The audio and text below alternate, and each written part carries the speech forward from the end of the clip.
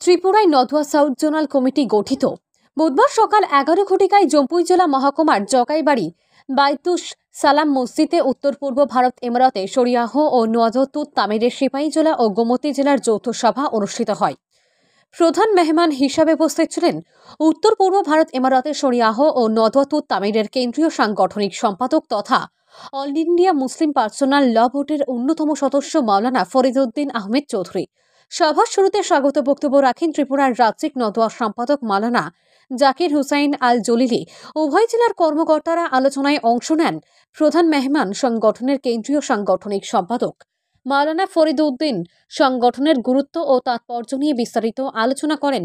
নদওয়ার কর্মসূচির মধ্যে অন্যতম হল মক্তব শিক্ষা। এই মক্তব শিক্ষার সার্বিক অগ্রগতি, প্রতিটি মহল্লায় কোরআনের তাফসির এবং হালকায় জিকিরের ব্যবস্থা করার জন্য কর্মকর্তাদের প্রতি নির্দেশ দেন তিনি।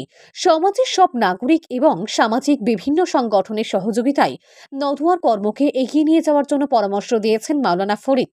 পশ্চিম ত্রিপুরা জেলা, দক্ষিণ ত্রিপুরা এবং খোয়াই জেলা কমিটি গঠন সহ সিপাহীজলা জেলা এবং গোমতী জেলায় সংগঠনের কর্মসূচি বাস্তবায়ন, তদারকি এবং গঠনমূলক কাজ করার লক্ষ্যে রাজ্যিক নদওয়ার প্রতিনিধি, গোমতী এবং সিপাহীজলা জেলা কমিটির সভাপতি ও সাধারণ সম্পাদকদের নিয়ে ত্রিপুরা সাউথ জোনাল কমিটি গঠন করা হয়।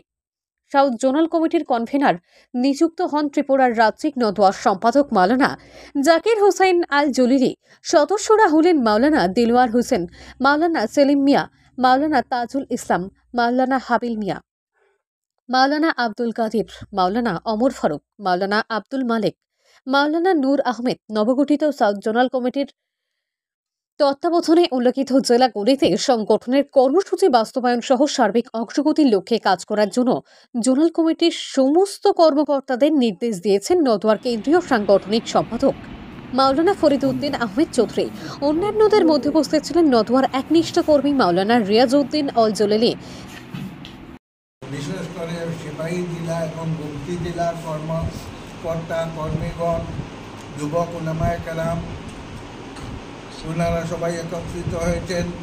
এর মধ্যে আমার অত্যন্ত প্রিয় শাকিরগণকে পেয়ে আমি অত্যন্ত আনন্দিত এবং ওনারা আঞ্চলিক স্তর থেকে জেলা স্তর পর্যন্ত যে কাজ হাতে নিয়েছেন এবং কাজ করতেছেন সেটা উপলব্ধি করতে পারে আমি অত্যন্ত খুশি হয়েছি এবং সেই খুশির উপরেই আজকে ওনাদেরকে নিয়ে একটি জোনাল কমিটি, দক্ষিণ ত্রিপুরা জোনাল কমিটি সর্বসম্মতিক্রমে গঠন করা হয়েছে এবং এই কমিটি বাকি যে 2-3টি জেলা কমিটি গঠন করা হয় নাই সেইগুলা এবং এই সংগঠনের সার্বিক উন্নতি সব কিছুর দায়িত্ব এই জোনাল কমিটির উপর অর্পণ করা হয়েছে।